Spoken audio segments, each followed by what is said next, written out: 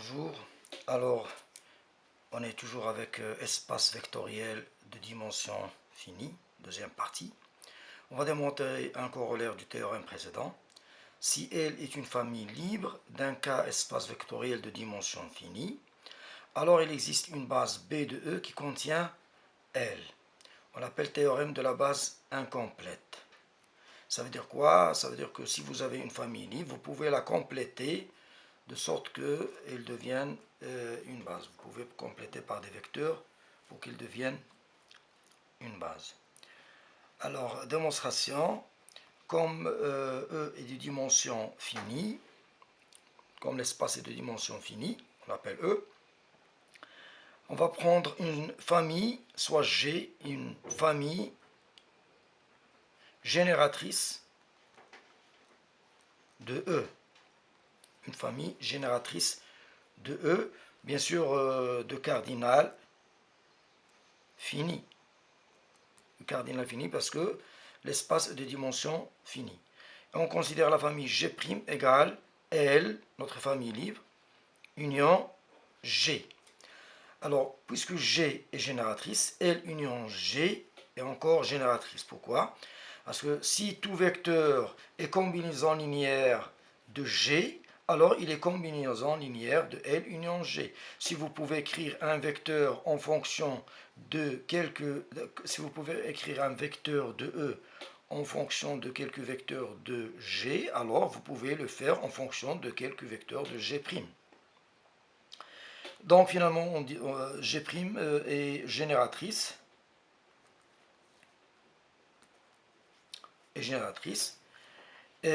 Avec L inclus dans G'.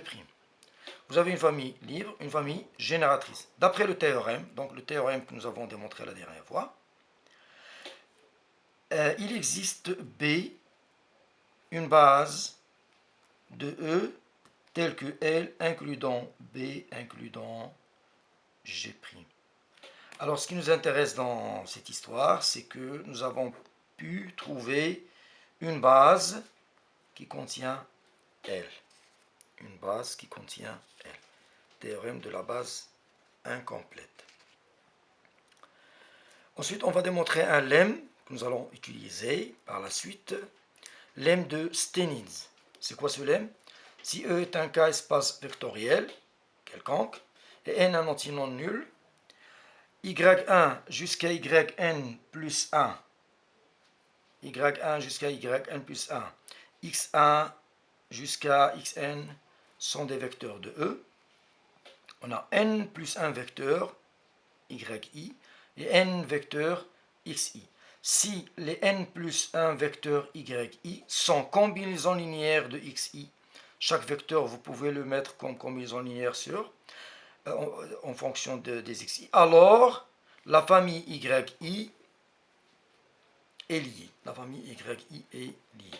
On va faire une démonstration par récurrence sur N.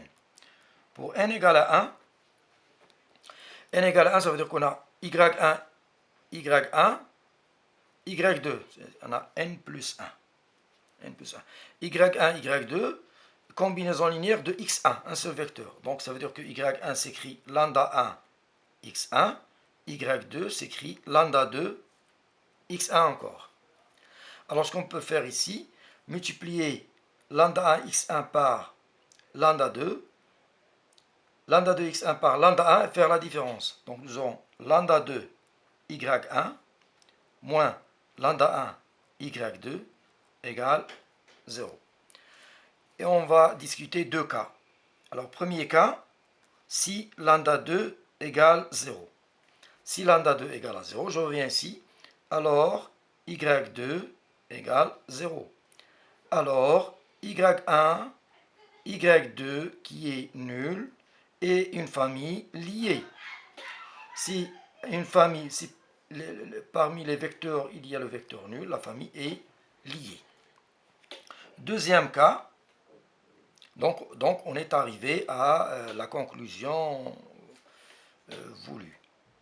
Si lambda 2 est différent de 0, alors cette relation étoile étoile n'est autre que étoile et une combinaison linéaire nulle de la famille Y1, Y2, avec les coefficients non tous nuls.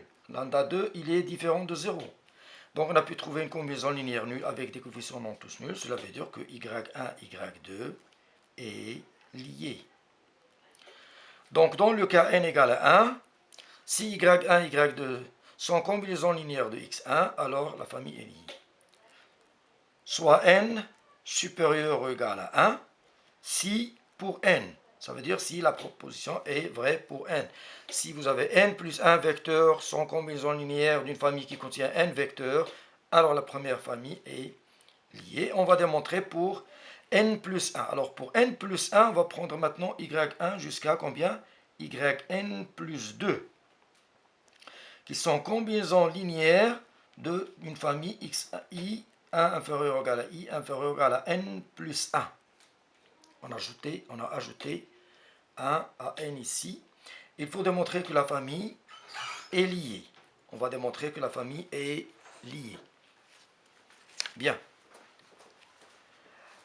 Alors, on va noter f égale vect x1, xn. xn. Les n premiers vecteurs de la famille xi. Alors, comme les yi sont combinaisons linéaires de cette famille, donc chaque yi, il va s'écrire comme combinaison linéaire des vecteurs x1 jusqu'à xn plus 1. Alors, de x1 jusqu'à xn, je vais noter zi. Et le dernier, je vais noter alpha n plus 1 xn plus 1. Avec zi, c'est une combinaison linéaire des premiers vecteurs de 1 à n, c'est-à-dire c'est un élément de f. On peut mettre yi, combinaison linéaire, puis on appelle la première la somme de 1 à n, on l'appelle zi. Alors, ensuite, on va distinguer deux cas. Le premier cas, si, quel que soit i, ici alpha i. Là, alpha i, parce que je pars ici de yi. y1 égale à z1 plus alpha 1 xn plus 1, y2 égale à z2 plus alpha 2, etc. Donc, ça c'est yi. Premier cas, si quel que soit i appartenant à 1 n plus 2, yi, on a en nombre n plus 2. Alpha i égale 0. Cela veut dire que tous les yi sont dans f, qui est vect x1, xn. Donc, de y1 à yn plus 1 appartiennent à vect x1 jusqu'à xn. D'après l'hypothèse de récurrence, on en déduit que cette famille est liée. Alors, puisque cette famille est liée, toute surfamille est liée, c'est-à-dire y1, yn plus 1, yn plus 2 est aussi liée. Donc, si tous les alpha i sont nuls, on a démontré que la famille est liée. Alors, ici, on a plus 2. Alors, le deuxième cas, il existe i de 1 à n plus 2, tel que alpha i différent de 0. Alors, pour fixer les idées et pour simplifier les notations, on suppose que c'est alpha n plus 2, par exemple. Alpha n plus 2 différent de 0. Alors, dans ce cas, qu'est-ce qu'on va faire? Nous avons alpha yn plus 2 égale zn plus 2 plus alpha n plus 2 xn plus 1. Xn plus 1 égale 1 sur alpha n plus 2 facteur yn plus 2 moins zn plus 2. Et je remplace dans toutes les autres relations de i égale à 1 à n plus 1, quel que soit i appartenant à 1, n plus 1. Je remplace xn plus 1 par cette valeur. Donc nous aurons yi égale zi plus alpha i sur alpha n plus 2, yn plus 2 moins zn plus 2. Alors ensuite je vais faire passer le yn plus 1 dans ce membre. J'aurai donc yi moins alpha i sur alpha n plus 2 yn plus 2 égale zi moins alpha i sur alpha n plus 2 zn plus 2. Ceci quel que soit i appartenant à 1 n plus 1. Alors les zi et zn plus 2 sont des vecteurs de f. Donc ils appartiennent à vecte x1 jusqu'à xn. Donc ces vecteurs qui sont en nombre n plus 1 sont tous combinaisons linéaires de ces n vecteurs. D'après l'hypothèse de récurrence, nous allons dire quoi? Que les vecteurs yi moins alpha i sur alpha n plus 2 yn plus 2 inférieur ou égal à i inférieur ou égal à n plus 1 est lié. La famille est liée. Cette famille, voilà, est liée. D'accord? D'après HR. D'après HR. Alors, puisqu'il est lié, il existe une combinaison linéaire nulle avec des coefficients non tous nuls.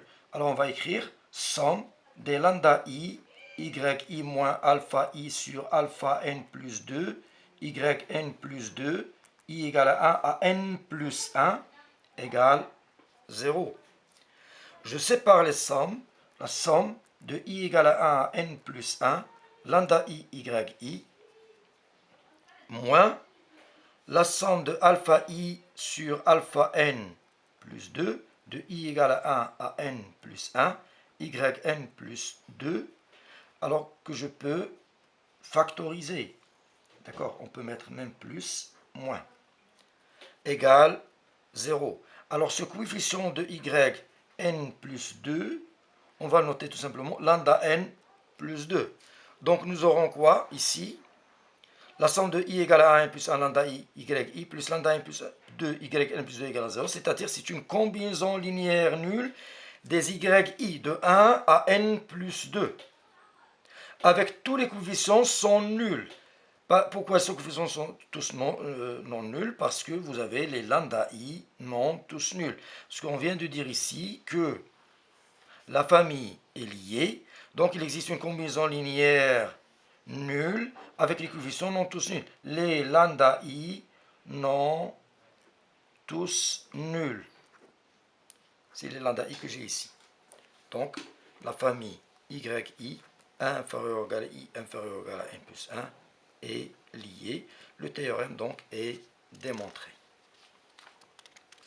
Bien. Alors, comme corollaire de ce résultat, on va démontrer le corollaire 1, E1K espace vectoriel, x1, xp, y1, yq, des vecteurs. Si xi est libre, cette famille est libre, et si les vecteurs x1 jusqu'à xp sont combinaisons linéaires des yi de 1 à q, alors nécessairement P est inférieur ou égal à Q. Alors la démonstration elle est élémentaire. Pourquoi? Alors on supposait par l'absurde si P est strictement supérieur à Q. Si P est strictement supérieur à Q, donc ici on a Q plus 1 au moins. Q plus 1 au moins vecteurs qui vont être combinaisons linéaires de Q vecteurs. D'après le lemme, ces Q plus 1 vecteurs vont être liés, ce qui contredit la famille, la surfamille xi de 1 à P est libre. Alors, si P est strictement supérieur à Q, je vais écrire que x1, xq plus 1, ces vecteurs sont combinaisons linéaires de la famille yi, qui contient Q vecteurs. Donc la famille est liée, et celle-ci, c'est une sous-famille d'une famille libre, ce qui est absurde. Ce qui est absurde, donc P est inférieur ou égal à Q. Un deuxième corollaire, si E est un espace vectoriel de dimension finie et B est une base de E, alors le cardinal de B est fini. Alors, l'espace des dimensions finies, donc il admet une famille génératrice, G génératrice,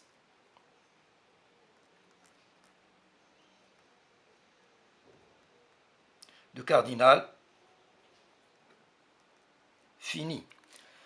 Si on suppose par exemple que le cardinal de B est infini, il y a une infinité de vecteurs dans B. Cette famille est de cardinal, je note n par exemple le cardinal.